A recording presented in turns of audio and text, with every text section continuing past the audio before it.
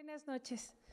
Bienvenidos a las reuniones mensuales de la Academia Mexicana de Neurología. Nos da mucho gusto iniciar las sesiones de este año. Bienvenidos a todos los participantes que nos siguen a las universidades. Por ahí sabemos que hoy los chicos de TEC, de la Escuela de Medicina del TEC de Monterrey, Campus Guadalajara, se han unido y nos da mucho gusto saber que nos siguen en estas reuniones. Agradezco de antemano la participación a todas las sedes formadoras y a todas las sedes que tienen neurología en el país que contribuyen a enriquecer estas sesiones. Y el día de hoy me tengo mucho gusto de presentar a grandes amigos y a dos grandes centros del país. Presenta el caso la Unidad Médica de Alta Especialidad, la Clínica 25 del Seguro Social de Monterrey, y el servicio que presenta el caso es de Neurología de Adultos, bajo la dirección y la coordinación del caso clínico del doctor Omar Israel Campos Villarreal. Bienvenido, buenas noches. Y va a presentar el caso el doctor Eduardo García Berlanga. Por otra parte, discute el caso esta noche el Hospital General Dr. Miguel Silva de Morelia. Agradecemos mucho la presencia y la participación del hospital. Tengo el honor de presentar al doctor Raúl Leal Cantú, neurólogo y director de esa institución que nos acompaña hoy con su presencia en este caso.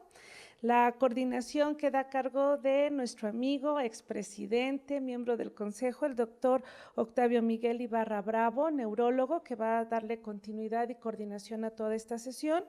Y participan en la presentación el doctor Ignacio Rojas Flores y la doctora Rosa Gabriela Madrigal Salas.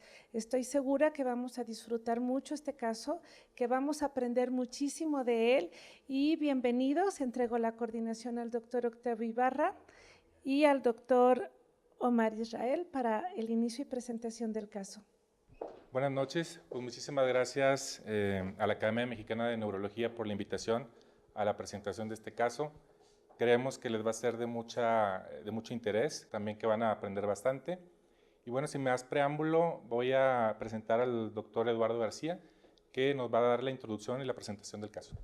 Buenas noches, vamos a iniciar con la presentación. Mi nombre es Eduardo García y soy residente de segundo año de Medicina Interna en la UMAE 25 de Monterrey.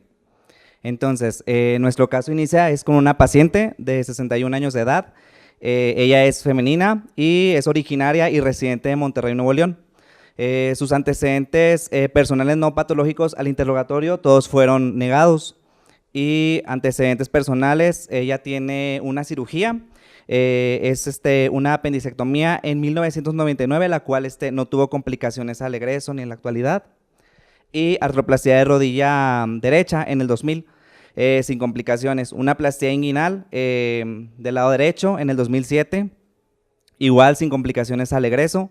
Y de enfermedades es diabética tipo 2, se diagnosticó 3 meses previo a su ingreso y está en tratamiento con insulina NPH. Se administra vía subcutánea, 15 unidades antes de la comida y 7 unidades antes de la cena. Hipertensión arterial sistémica fue diagnosticada en el ingreso. Se dejó tratamiento con losartán 50 miligramos vía oral cada 12 horas y amlodipino 5 miligramos una tableta cada 8 horas.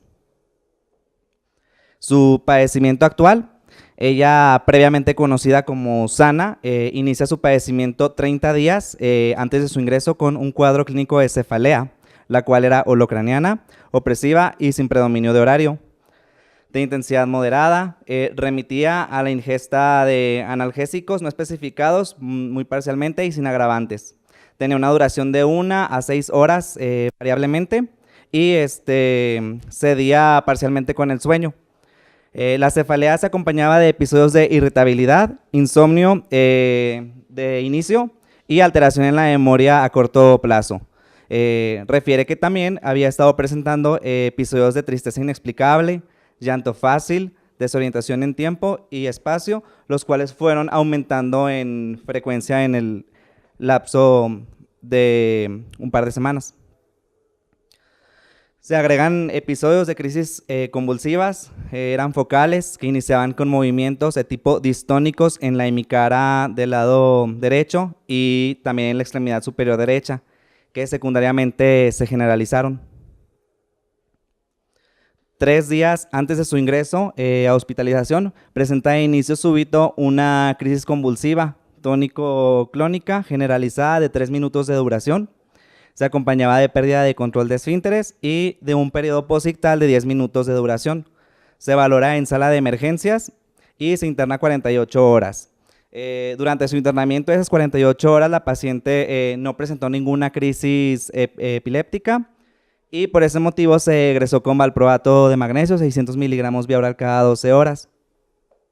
24 horas después, vuelve a reingresar a la unidad con múltiples episodios de crisis convulsivas de las características ya comentadas. Comenzaban en la hemicara derecha, de tipo distónicas, faciobraquiales y generalizaban secundariamente, motivo por el cual se ingresa a sala de neurología. A su ingreso, cuando la valoramos, sus signos vitales eran de 130 a 80 milímetros de mercurio, una presión arterial media de 96, frecuencia cardíaca de 88 latidos por minuto, respiratoria de 16. Temperatura se encontraba en 36 grados y saturaba al 98% con oximetría de pulso.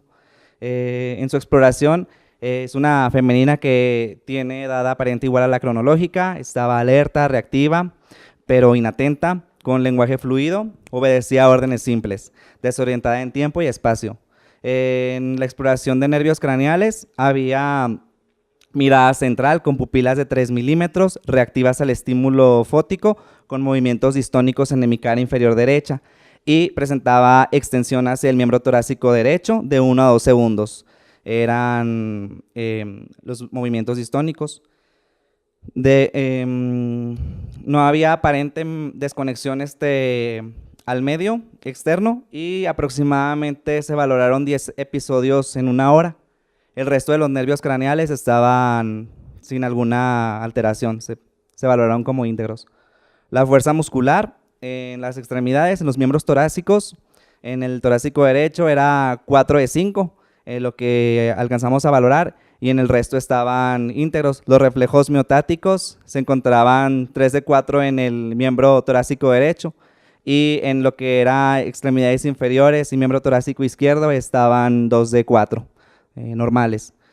La sensibilidad estaba preservada, no encontramos ningún nivel, y cerebeloso, lo que era la vía, no había ninguna anormalidad. La marcha no fue valorable y tenía respuesta flexora plantar bilateral.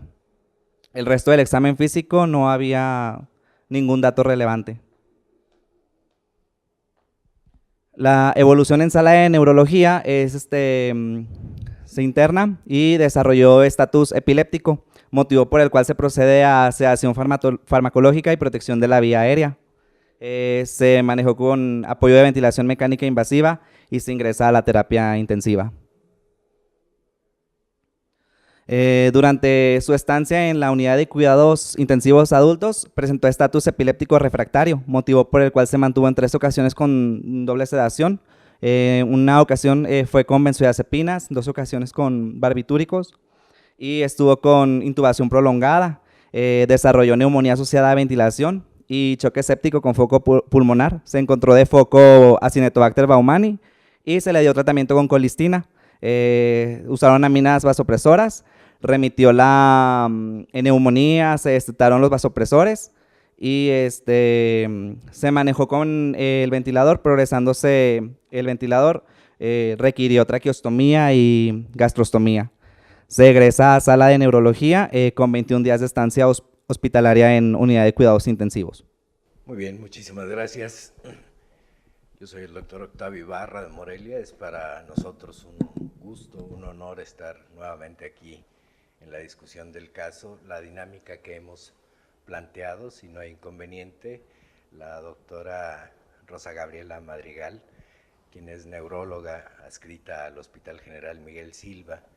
Ella es médica internista y egresada del Instituto Nacional de la Nutrición en Neurología y una alta especialidad de nervio y músculo. nos va a hacer la discusión del caso en base a los datos clínicos. Posteriormente se revisarán los estudios de laboratorio y de imagen, y el doctor Raúl Leal Cantú, que es neurólogo y director del hospital, nos dará sus comentarios sobre los estudios, para finalmente el doctor Ignacio Rojas Flores, quien es neurólogo también con nosotros en Morelia, planteará los diagnósticos diferenciales, el pronóstico y las terapéuticas que se plantearían por parte de nosotros. Doctora, muchísimas gracias. Muy bien, pues vamos entonces a comenzar con la discusión del caso. Y bueno, ya no me voy a detener en realidad a mencionar los datos clínicos, ya se comentaron por el doctor.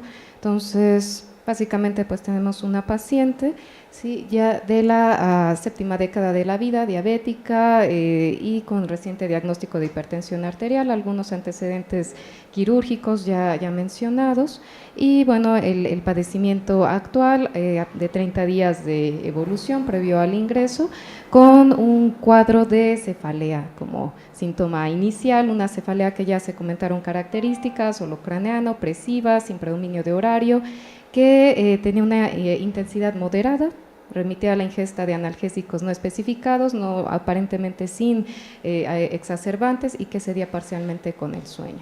Esto se acompaña de episodios que cada vez se hacen más frecuentes, de irritabilidad, algunos cambios psicoafectivos, así como cambios mnésicos, alteraciones en memoria a corto plazo, desorientación en tiempo y espacio, y un dato bastante interesante, crisis focales, con, en este caso de tipo distónico, con afectación de la hemicara y de la extremidad superior derechas, algunas de ellas con generalización secundaria. Muy bien, continuando con la evolución, 3 días previos a su ingreso a la sala de neurología, la paciente presenta una crisis convulsiva tónico-clónica generalizada, 3 minutos de duración, con pérdida de control de esfínteres. Se dejó en observación 48 horas, aparentemente la paciente ya no volvió a presentar ningún evento y se egresó con ABP, 600 miligramos cada 12 horas. Posteriormente, 24 horas después, reingresa nuevamente por recurrencia de la sintomatología. En cuanto a la exploración física, la exploración general al parecer sin mayor hallazgo, signos vitales dentro de parámetros normales. La exploración neurológica, presentan una paciente que está alerta, pero inatenta, desorientada en tiempo y en espacio, pese a esto obedece comandos sencillos. Las funciones mentales superiores cognitivas es complicado valorar en estos casos. Nervios craneales, aparentemente sin alteraciones.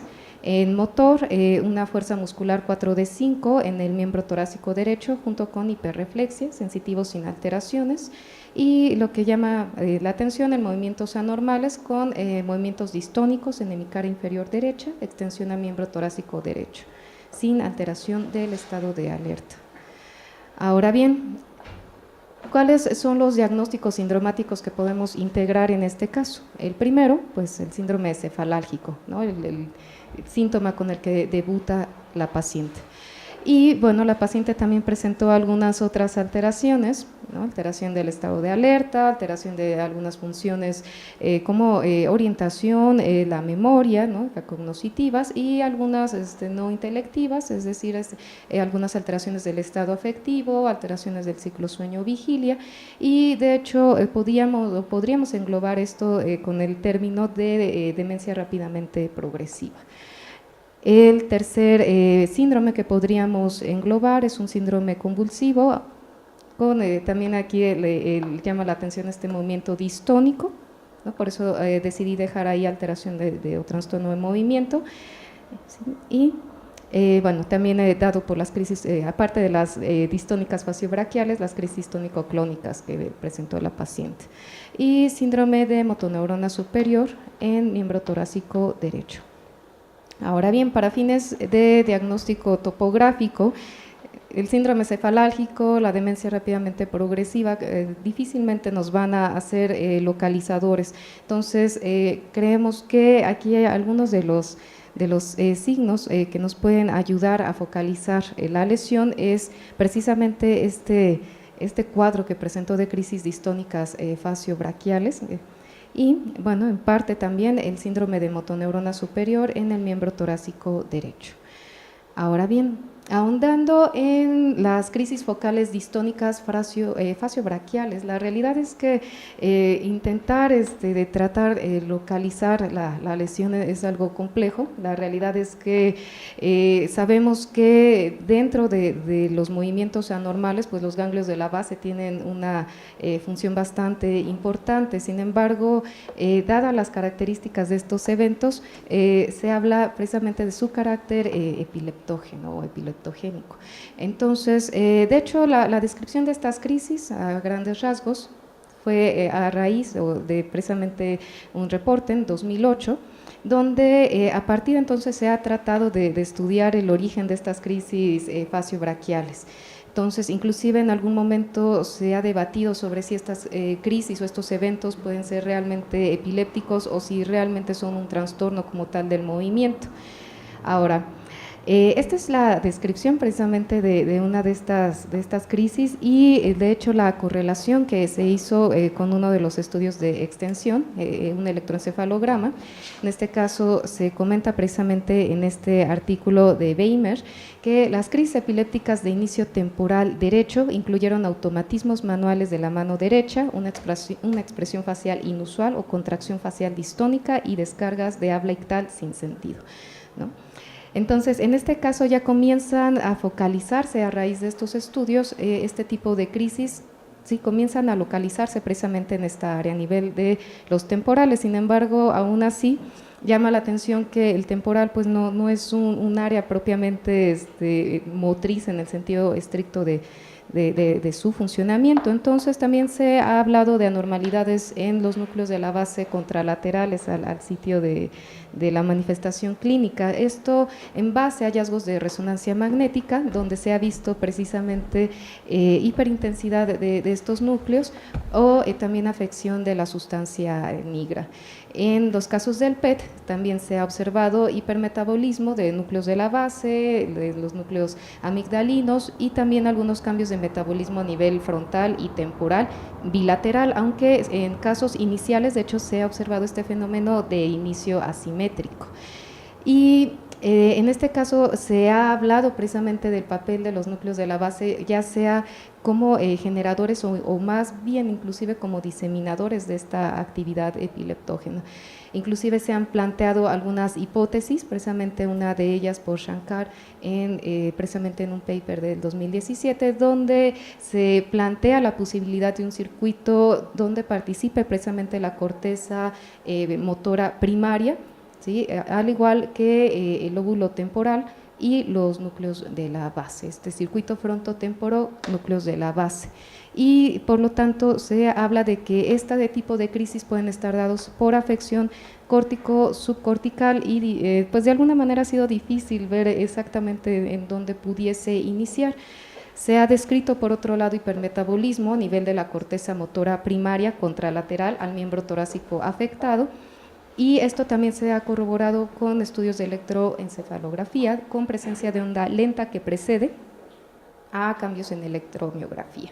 Entonces todavía está controversial en cuanto al origen, si puede ser cortical o subcortical. Lo que se sabe es que estas estructuras que acabamos de mencionar participan precisamente en la génesis de este tipo de crisis. Entonces esto es únicamente para recordar precisamente la comunicación que presentan, ¿sí? La corteza frontal, ¿sí? Esto en sus diferentes modalidades motoras de asociación, ¿sí? O también áreas conductuales, ¿no? Con los ganglios de la base, ¿no? Entonces sabemos que hay un circuito motor asociativo y un circuito límbico, y así como hay una representación somatotópica en la corteza motora primaria, pues también lo hay en los ganglios de la base, ¿no? Vemos que también hay representación igual de la cara, del brazo y de la pierna, esto se conserva. Y este es precisamente el circuito que propone Shankar, precisamente en base a observaciones clínicas, electrofisiológicas e imagenológicas con estos pacientes, precisamente esta comunicación entre la corteza frontal medial con la porción motora de los ganglios basales, es decir, principalmente el putamen, una parte asociativa que es el núcleo caudado y también sustancia nigra junto con el área mesial temporal. ¿De acuerdo? Entonces, en base a esto, ¿no? que es realmente lo que tenemos nosotros como antecedentes, pudiéramos tratar de localizar la lesión precisamente a los núcleos de la base, ¿sí? En este caso probablemente del lado izquierdo, así como el lóbulo temporal, la porción mesial y el lóbulo frontal, también porción aparentemente prefrontal, ¿no? Bueno, lo dejamos ahí como probable lateralidad izquierda, ¿no? En base a lo que se ha descrito, y pues planteando los diagnósticos nosológicos, tratando de acortar camino, tomando precisamente este dato pivote de las crisis faciobraquiales, pues encontramos que hay algunas entidades que pudieran asociarse a este cuadro clínico que ya vimos de el síndrome cefalálgico, la demencia de rápida progresión, precisamente evento distónico, tónico que presenta la paciente. Y bueno, tenemos que entre ellos, bueno, se han descrito algunas entidades como encefalitis infecciosas, sobre todo postinfecciosas, en el caso de virus de herpes simple. Sin embargo, bueno, esta entidad generalmente se ha descrito en poblaciones pediátrica y al ser un fenómeno postinfeccioso se ha asociado de hecho precisamente a un desencadeno, pues diríamos en este caso se desencadena una respuesta autoinmune, se ha asociado a precisamente anticuerpos anti-NMDA. Y los movimientos anormales que se han asociado a estos casos son coreatetosis con odicinesias orolinguales. Encefalitis autoinmune, aquí encontramos varios tipos, encefalitis límbica, ¿no? Asociada a anticuerpos, ¿sí? Anticanales de potasio dependientes de voltaje, aquí especialmente encontramos precisamente esta variante asociada precisamente a esta proteína o estos anticuerpos contra la proteína LGI1. También está la encefalitis límbica asociada a anticuerpos anti-NMDA y la encefalitis de Hashimoto. En el caso de la encefalitis límbica asociada a los autoanticuerpos contra canales de potasio dependientes de voltaje, curiosamente las crisis distónicas faciobraquiales actualmente se reconocen como un signo muy o altamente sugestivo de esta patología. De hecho, lo primero que se tendría que pensar cuando se ve un paciente con este tipo de crisis, aún aunque no presente el deterioro cognoscitivo, es precisamente una encefalitis límbica. Se ha visto que inclusive es un síntoma que precede como tal a la encefalitis. Entonces, definitivamente esta entidad entra dentro de los diagnósticos diferenciales o que consideramos para esta paciente, ¿no? Generalmente el contexto de la edad, ¿no? Son pacientes que si bien varía la edad de inicio desde los 21 hasta los 80 años, la edad media fluctúa entre los 65 años, más o menos lo que tiene la paciente. Y bueno, en estos casos precisamente se caracterizan pues estados confusionales, estados de alteración mnésica, algunas alteraciones psicoafectivas y estas crisis faciobraquiales distónicas.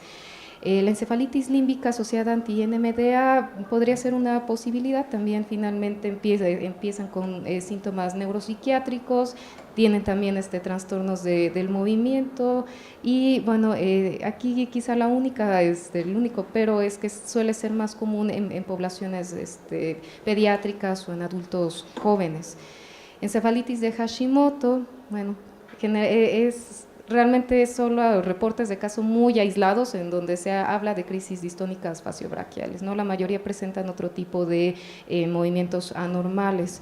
Lupus eritematoso generalizado podría ser otra opción, sin embargo llama la atención ya la edad de la paciente, la falta de antecedentes de otros signos o síntomas que sugieran la enfermedad, ¿no? Distonías o distonias idiopáticas, la discinesia paroxística, cinesogénica, no cinesogénica, que también generalmente se ven en pacientes más jóvenes y no suele asociarse a trastornos o alteraciones conductuales o cognitivas. Un estado epiléptico no convulsivo, que podría ser otra posibilidad, enfermedad de Creutzfeldt-Jakob o síndrome de Wernicke-Korsakoff, aunque bueno, con la paciente aparentemente no tenemos algún antecedente de importancia, por lo menos para hablar de algún déficit nutricional, ¿no? Es decir, que la paciente tenga alguna cirugía gástrica o que haya estado sometida a algún estrés, alguna cirugía o o diálisis, ¿no? Que es otro contexto actual donde vemos el síndrome de Wernicke-Korsakoff. Entonces, en base a esto, las posibilidades que nosotros podríamos plantear precisamente como causas de la sintomatología en esta paciente, pues primero encefalitis autoinmune, ¿no? Encefalitis límbica asociada a anticuerpos anticanales de potasio pendientes de voltaje, específicamente LGI1. La otra posibilidad, quizá enfermedad Creutzfeldt-Jakob, y a lo mejor algún estado epiléptico no convulsivo. Encefalitis infecciosa creo que tampoco estaría de más descartar de inicio, ¿no? Siempre son de las primeras causas que procuramos descartar, pero dada la evolución de la paciente, creemos que bueno, estas pueden ser algunas posibilidades diagnósticas. Bueno, vamos a ver los exámenes de laboratorio a su ingreso. Cuando ella llega a urgencias se le toman exámenes generales y no había alguna alteración en lo que sería la biometría hemática, una serie blanca con 12.100 leucocitos, neutrófilos de 8.600, linfocitos de 3.200. La hemoglobina de 9.6 gramos por decilitro y plaquetas de 409.000. Tiempos de coagulación, el TTP estaba ligeramente prolongado con 43.2 segundos y mantenían un INR de 1.0. En lo metabólico, glucosa de 131 miligramos por decilitro. Esa toma pues no fue en ayuno, fue cuando ya estaba en urgencias. Fosfatasa alcalina de 24, DHL de 156 unidades, urea de 15 miligramos por decilitro, bilirrubina total de 0.2, directa de 0.1, indirecta de 0.1. Proteínas totales están en 5.6, había una hipoalbuminemia de 2.9 gramos, globulina de 2.7, TGP de 8 y TGO de 16. La función renal se encontraba normal, un BUN de 7 y creatinina de 0.5 miligramos.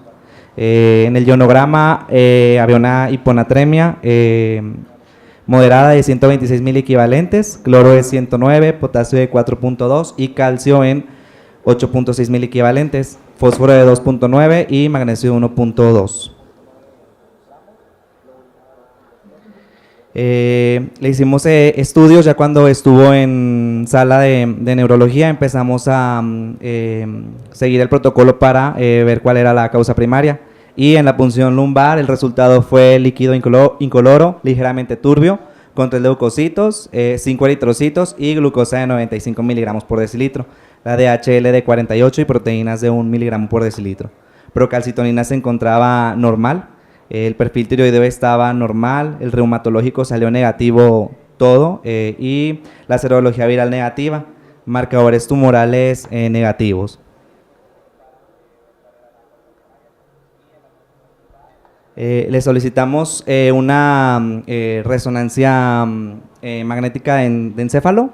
Estamos viendo lo que serían la FLAIR, la T2 y T1 con gadolinio. En lo que se vería en la FLAIR, estamos viendo que es un corte de encéfalo axial. Vemos pues que los tejidos blandos se encuentran normales, no se observa engrosamiento meningio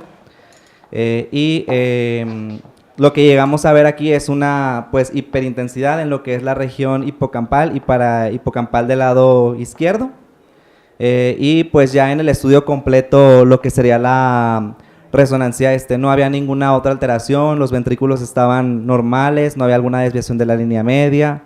En la T1 la misma lesión se observaba hipointensa, y en la T2, en el corte sagital, del lado izquierdo, en lo que sea también la región hipocampal y parahipocampal, se llega a ver esa hiperintensidad. En el corte coronal, perdón, en el sagital, lo estamos viendo aquí en el hipocampo del lado izquierdo. Podemos ver que me regreso al corte coronal, los ventrículos se encuentran normales, la línea media se encuentra conservada, y eso fue lo que se encontró.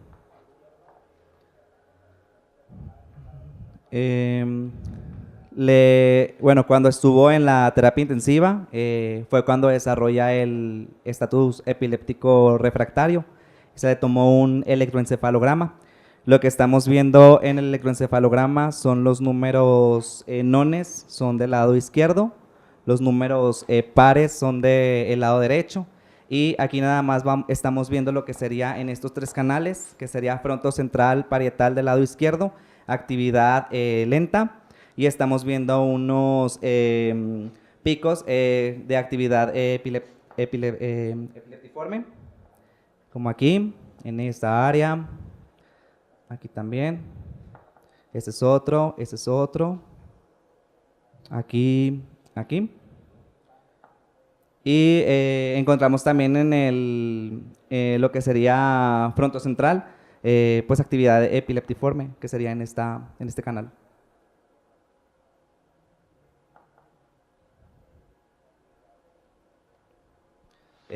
Durante su estancia en unidad de cuidados intensivos de adultos es donde se le realizó el procedimiento diagnóstico y terapéutico.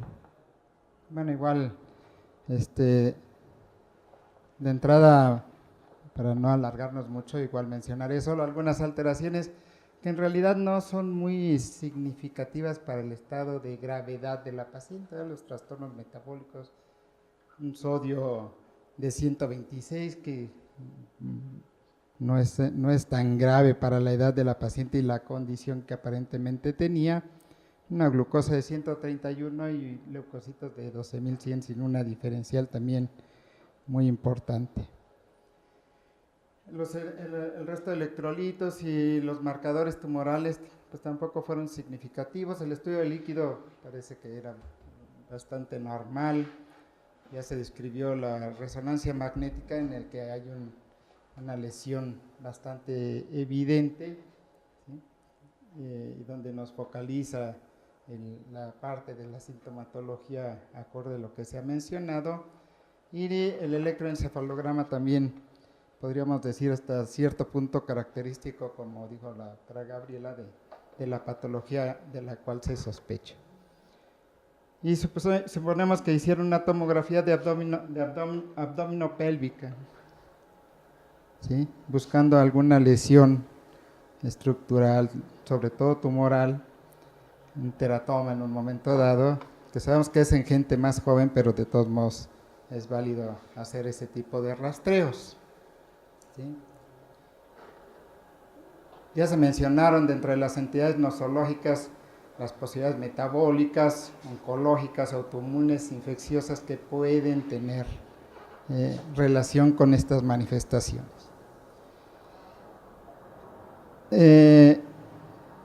Dalmau, en 2007, él propone el dominio de la encefalitis como contra el antirreceptor NMDA, ¿sí? Anticuerpos IgG contra la subunidad NR1 del receptor de NMDA del glutamato en el suero y en el líquido. La resonancia magnética en la mayoría de los pacientes puede ser normal. En este caso no, pero bueno, afortunadamente sí se detectó algún proceso inflamatorio. Y el electroencefalograma también que nos mostraron, pues es muy característico a lo que ya se describe en este tipo de patologías, que es un electro normal generalmente. El 30% de los pacientes presentan ya un patrón característico lento, como se mostró, ¿sí? Con poca actividad epileptogénica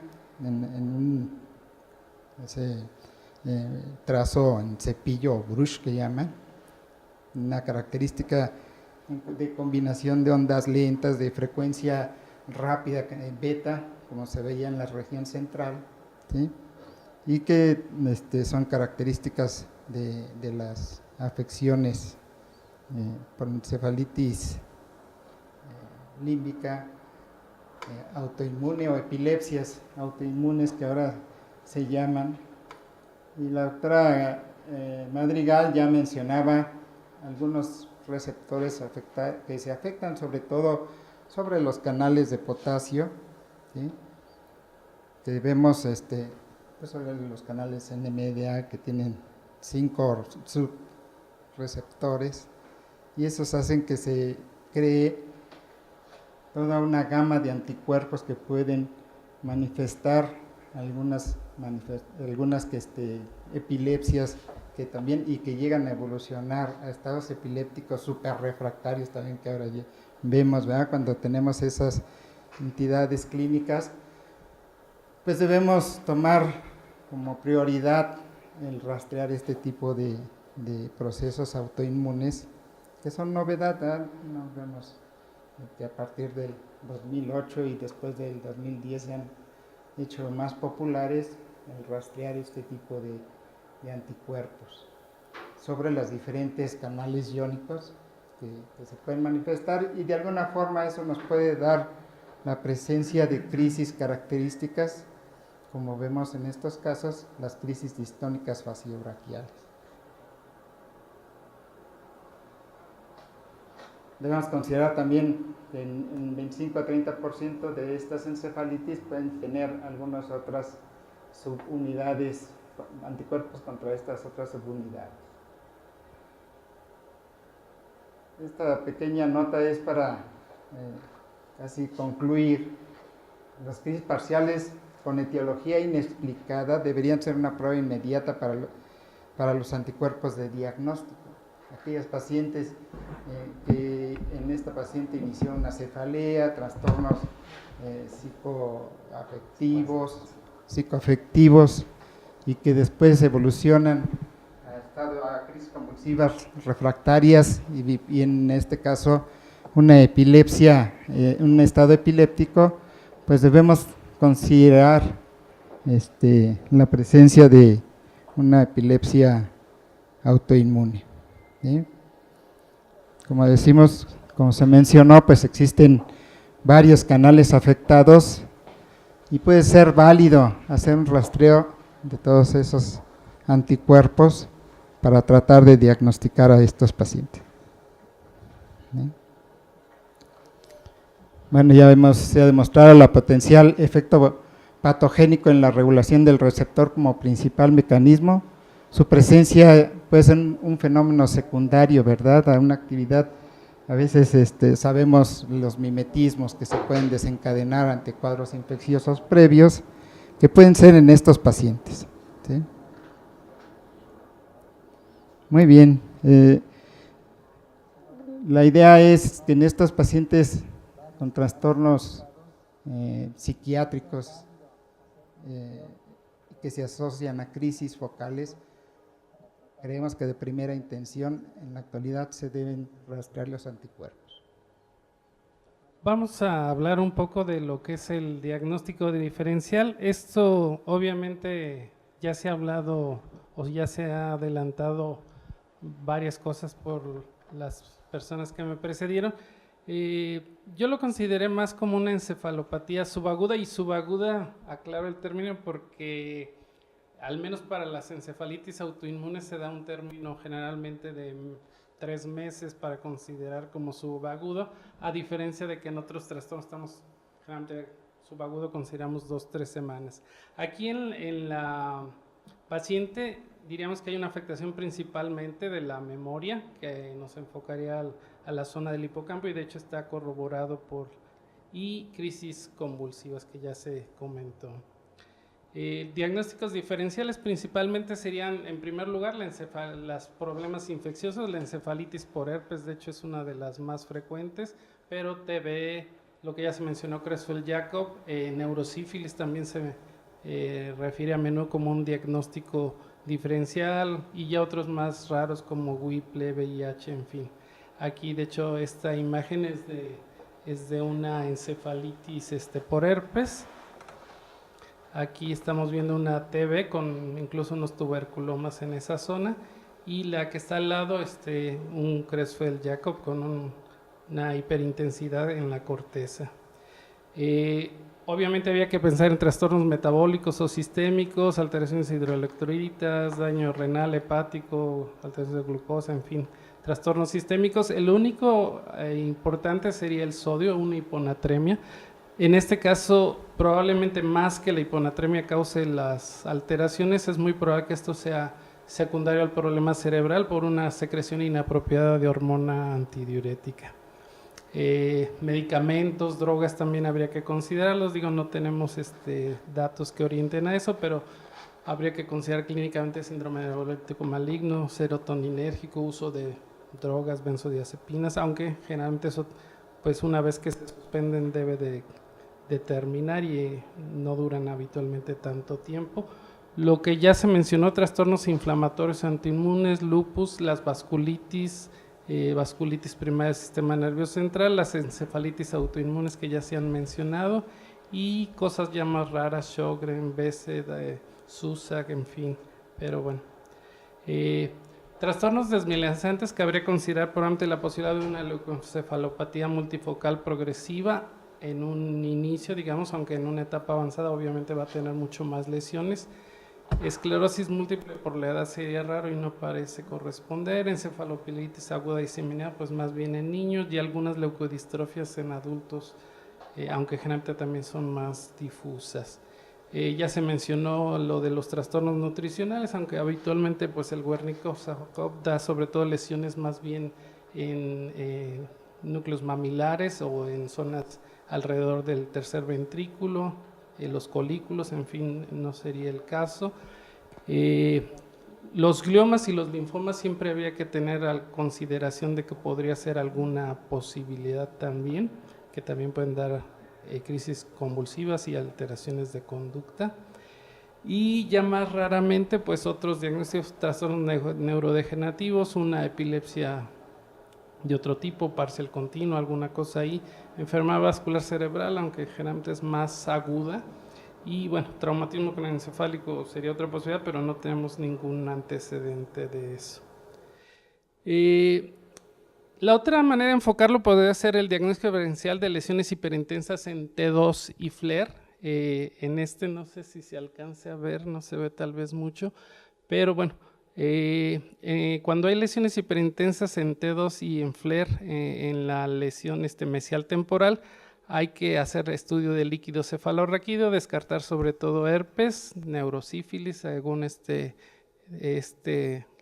la otra sería tumores, gliomas, y en un segundo paso ellos consideran descartar lo que sería vasculitis o enfermedades autoinmunes sistémicas, y ya luego aquí en la tercera parte ya se hace un análisis de anticuerpos contra los diferentes, los anticuerpos antineuronales en general.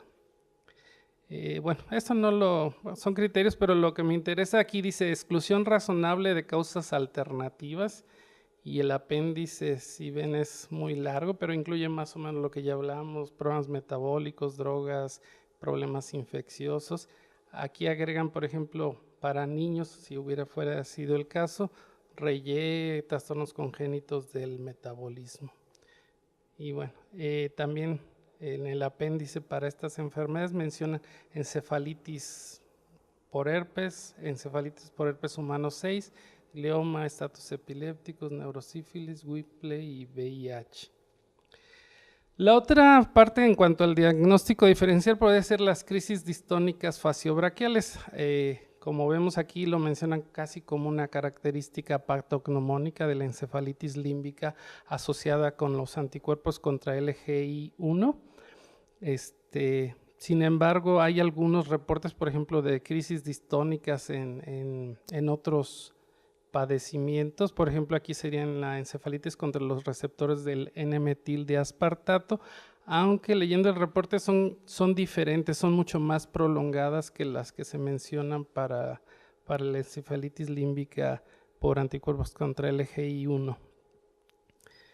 Finalmente, una posibilidad sería hacer diagnóstico diferencial de las crisis distónicas faseorraquiales, que fuera otra cosa, como ya lo había mencionado la doctora Madrigal, disquinesia paroxística cinesigénica, espasmos tónicos de algunas enfermedades desmielinizantes como neuromielitis óptica, crisis oculogiras o incluso procesos psicógenos. Obviamente estos no dan alteraciones en la resonancia. Bueno, mencionar algo vamos a hablar ligeramente de lo que es pronóstico, tratamiento. Si consideramos que fueran encefalitis límbica, generalmente, bueno, va a haber, o se menciona que hay como secuelas, problemas cognitivos. Generalmente la evolución empiezan con crisis. Cuando sea terapia inmunológica, que creemos que es lo que recibe esta paciente, hay una mejoría, aunque generalmente hay síntomas residuales, ¿sí? Algunas series de casos han reportado, aquí por ejemplo vemos la escala de Rankin, hay un 24% de muerte, un 10% de secuelas severas y déficits cognitivos en los que sobreviven, pues un 30% más o menos con problemas severos.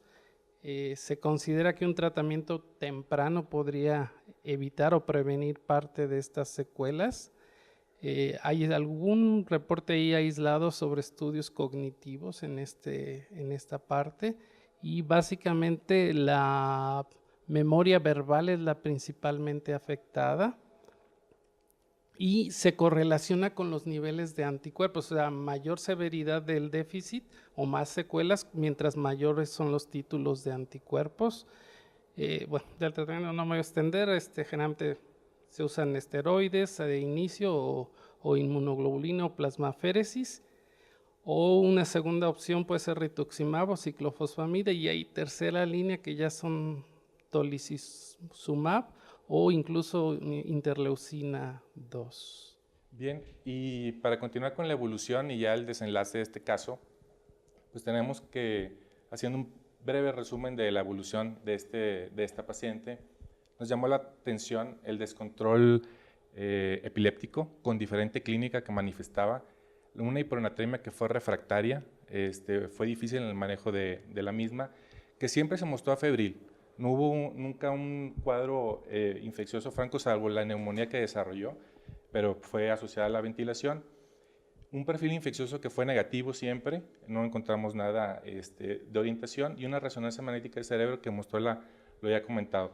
Entonces, ante estos datos, el procedimiento diagnóstico que se realizó fue anticuerpos para una posibilidad de una encefalitis autoinmune, y se mandaron una muestra de líquido cefalorraquídeo y una muestra serológica al laboratorio de neuroinmunología en Barcelona, España, con el doctor Dalmaut, y nos reportaron positivos para LGI del tipo 1, con lo cual se realiza el diagnóstico de una encefalitis autoinmune de este tipo, que anteriormente estaba ligada a el canal de potasio, que ya posteriormente ya lo diferenciaron a la LGI tipo 1, que es más que un receptor, es una proteína de la membrana sináptica, o más bien de la hendidura sináptica.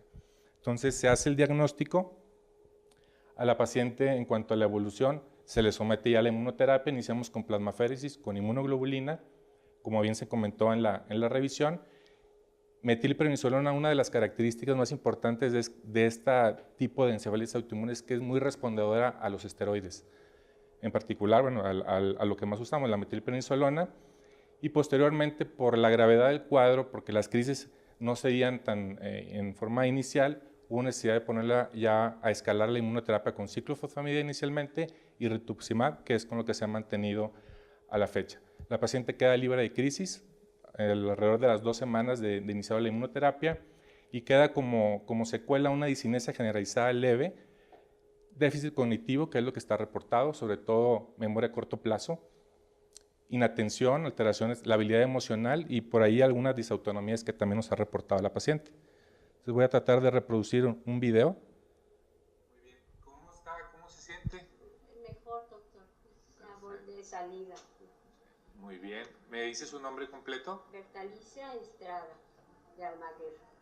Ok, muy bien. ¿Cómo ha sentido su recuperación? Bien, aunque ahorita me duele la cabeza, le estaba diciendo. Ok, muy bien. ¿Su memoria cómo la ha sentido? Ahí la llevo, doctor, recordando cosas. ¿Y sus actividades anteriores, lo que hacía? Poco a poco me incorporo. Me estoy incorporando. Muy bien. Perfecto. Muy bien. ¿Qué es lo que hace ahora? En la casa, doctor. Le ayudo a Flavia. Llama la atención el movimiento, la discreta disinesia generalizada que tiene, ¿verdad? Y bueno, pero ella interactúa, tiene una buena calidad de vida actualmente. Este es 2 años posterior al inicio del cuadro. Entonces todavía la vemos en la consulta por ahí y está bastante estable, libre de crisis hasta el momento. Esta resonancia es reciente, más o menos también 2 años. Llama la atención la atrofia córtico-subcortical comparada con el estudio que presentamos inicialmente. Esto está reportado en la literatura, esa atrofia que pueden desarrollar no solamente en las regiones temporales, sino también generalizada. Y bueno, habla de que quizá el proceso inmunológico pueda seguir avanzando, ¿verdad? Y involucra otras áreas difusas de cerebro. Hablando específicamente de la encefalitis autoinmune, se ha reportado que la incidencia va en aumento.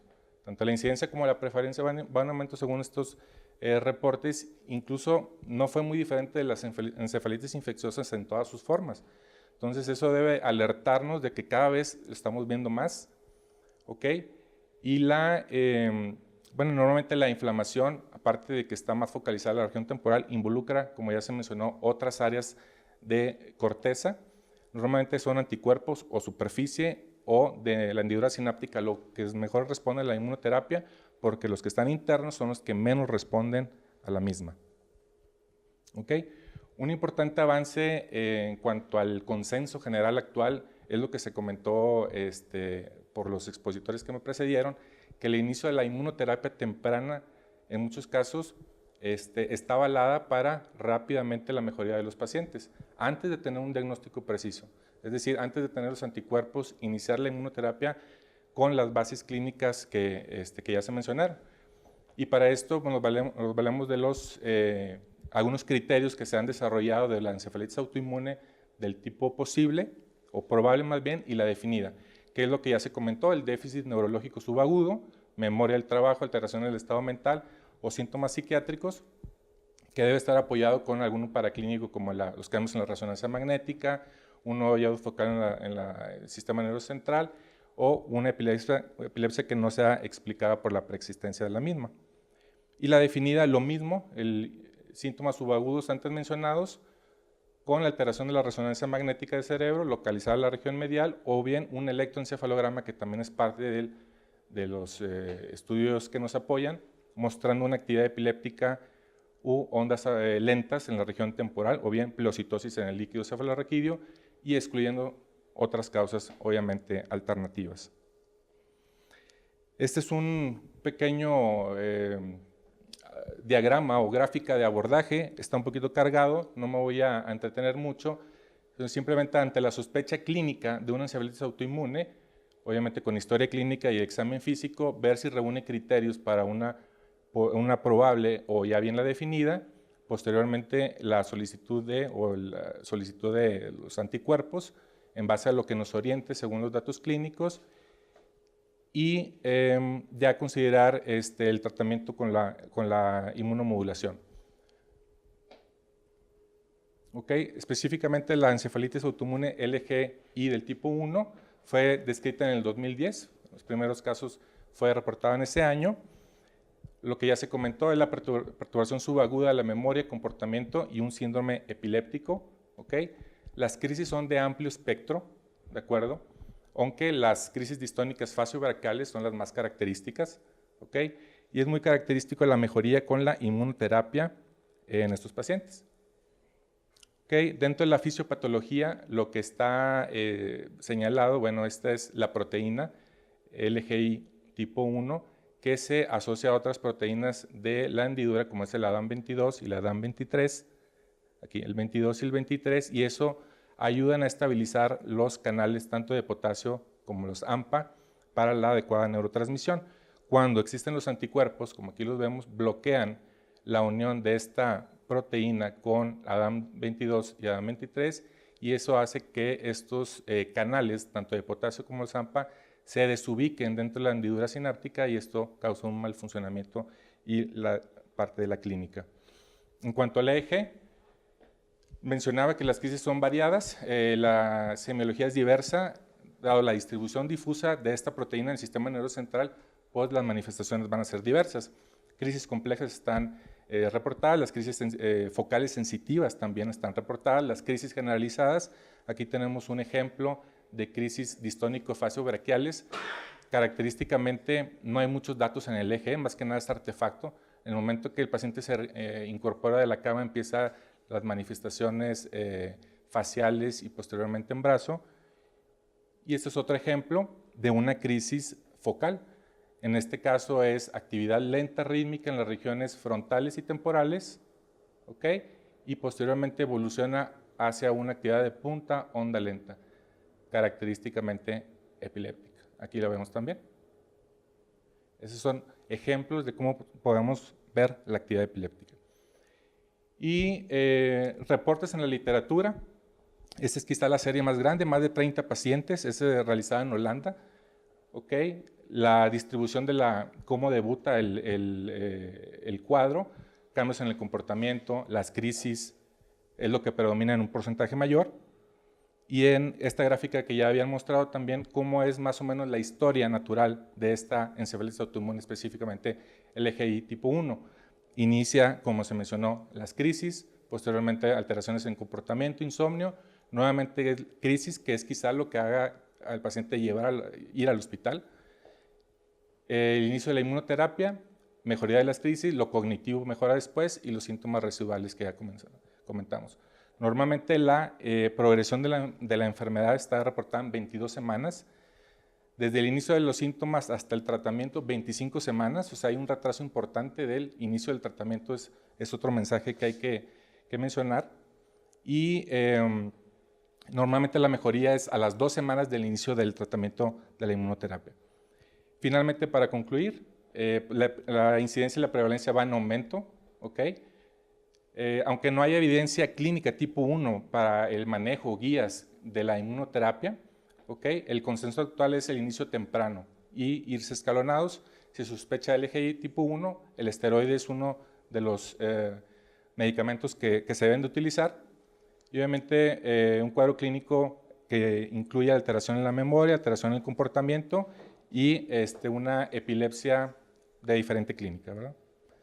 Y básicamente, pues, con esto concluimos la presentación del caso. Muchas gracias por su atención y no sé si tengan alguna pregunta sobre lo que se expuso. ¿Existen estudios anatomopatológicos o algún otro tipo de estudio de daño estructural? Dado que hay un buen porcentaje de pacientes que fallecen, estudios de necropsia, biopsias. No tengo conocimiento, doctor, que exista. No sé si alguien más, ¿sí? Bueno, en lo que son estudios, hay otro artículo que menciona que en cortes de necropsias de los pacientes que no lograron responder al tratamiento, específicamente lo que sea la región de hipocampo para hipocampo, se encuentra infiltrado el linfocitario perivascular en lo que sería las regiones de la biopsia que mostraban las hiperintensidades. Son pacientes que por lo general progresan con resonancias a 2 años, 3 años, donde esas hiperintensidades se convierten en hipointensidades, progresando a esclerosis temporal mesial. Entonces, y gliosis. Ajá, entonces lo que se llega a observar en los cortes micrográficos, pero yo no encontré ninguna imagen para traer. Solamente vi que decía que se ha visto eso, infiltrado linfocitario perivascular.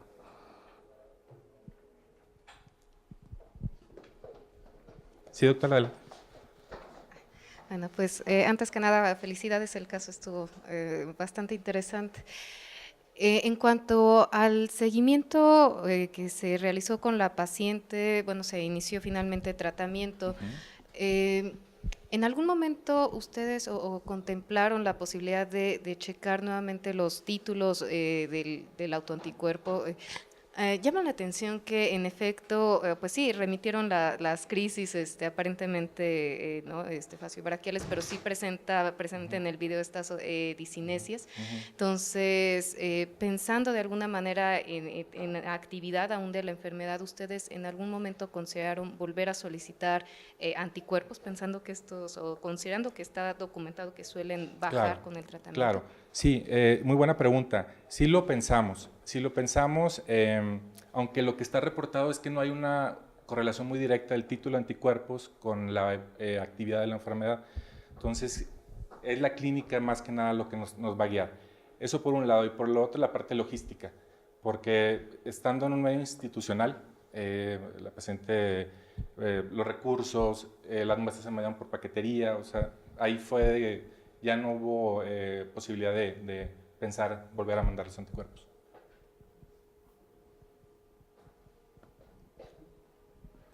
¿Y el tratamiento que se le dio inmunosupresores a largo plazo lo mantienen ahora o qué conducta tomaron? Así es, doctor. Sí, la paciente se mantiene con rituximab periódicamente 6 meses y seguimiento por consulta.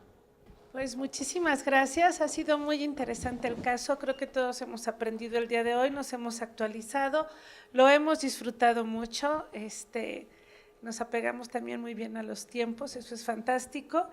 Y bueno, la Academia Mexicana de Neurología les agradece mucho su participación y les otorga esta constancia de agradecimiento al doctor Omar Israel Campos.